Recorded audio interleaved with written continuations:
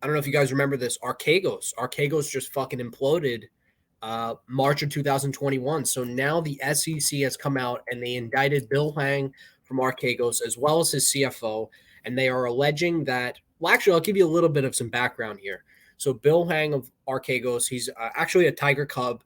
So he was one of the premier traders and portfolio managers for Julian Robertson at Tiger Management, very well known in that hedge fund industry, very prestigious. So he was charged by the SEC with market manipulation after the 2021 Archegos meltdown. So in March of 2021, Archegos lost $20 billion in 10 days, resulting in giant losses for Credit Suisse, Numira, for those of you who don't know, UBS, and I believe Morgan Stanley as well. So prosecutors from the SEC are alleging that Bill Hwang and his CFO had deliberately misled banks to borrow money and place enormous bets through sophisticated investments. If you ask me, I think they use swaps. That's how they were able to create such a large leverage position without much of a footprint.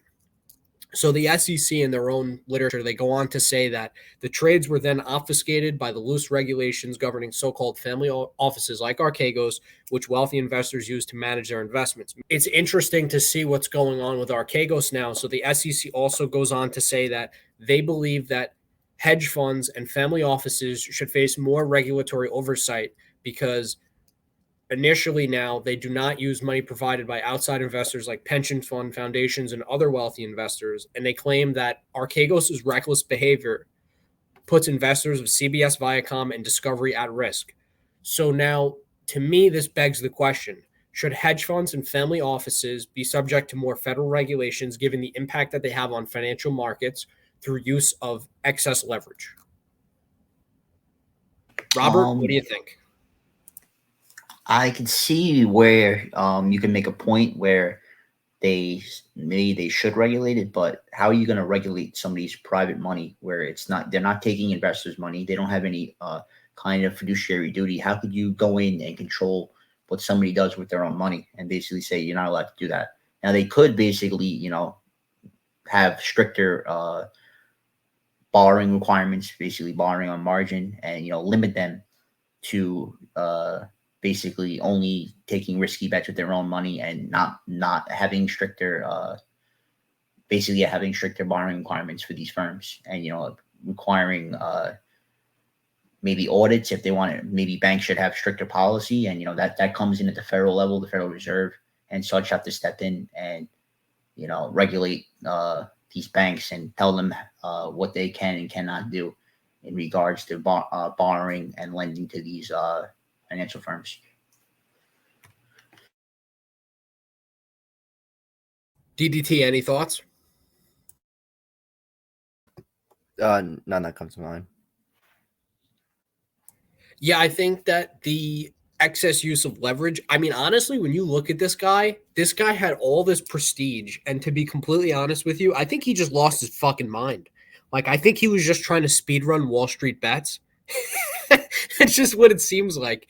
You know how the people on Wall Street bets, they just commonly post, it's like, oh, I just Well, lost $500,000. Like, this guy I just think it's a literally tried to speed run it. 20 billion in 10 fucking days. What the fuck? You know what I think it is? I think it's like a cultural thing, because if you look at like Masa, who runs that big fund in Japan, I forget the name of it. Uh, Whatever, he runs like this big SoftBank, is that it? yeah, SoftBank. He runs I think. SoftBank. Like, it seems like the Japanese people, they're like more risky in their investments in some sense. Yeah, so you're talking about I think it's Masayoshi that runs SoftBank. Is very interesting, yeah, because his fund inherently is pretty much designed around tech and more risky investments. And the same thing with Bill Hwang. But at the same time, when you look at the historical trends of the Japanese economy and what the average Japanese person did, they're particularly not too keen on taking risk, right? Like that whole thing was that Japan was stuck in a recession for so fucking long because the culture was like, oh no, save your money, don't spend anything. Don't they, like it almost was like they were afraid to cross the fucking street. Like that's how risk averse that they were. So it's interesting that you have some sort of outliers where they're just like fuck it, YOLO, and it's like almost like this complete sort of reactionary side of the spectrum where it just creates a dichotomy because, like I said, you have the average person in Japan for the longest time. This was the historical norm of like being afraid to invest and being very risk averse. And oh my God, like, oh, don't do that. Like, you could lose money. Like, oh no. And then you have people going like, haha, fuck it, YOLO. Let's buy Tesla. Let's buy Tesla puts and lose our shirt. Like, it's just hilarious to me. And it doesn't make any fucking remote sense. Like, I don't know. It's like almost the whole thing of like Hegelian dialectics where like one thing will swing, the pendulum will swing from one extreme to the other before eventually finding some sort of midway and, in between the two extremes. And it just seems like that whole Archegos thing, and then particularly with Masayoshi at SoftBank, is like the complete opposite extreme of what the cultural norm was for the longest time. Yeah, if you look at Bill Wang, what he was taking basically like these highly concentrated bets, and he was like basically taking like swap positions on them.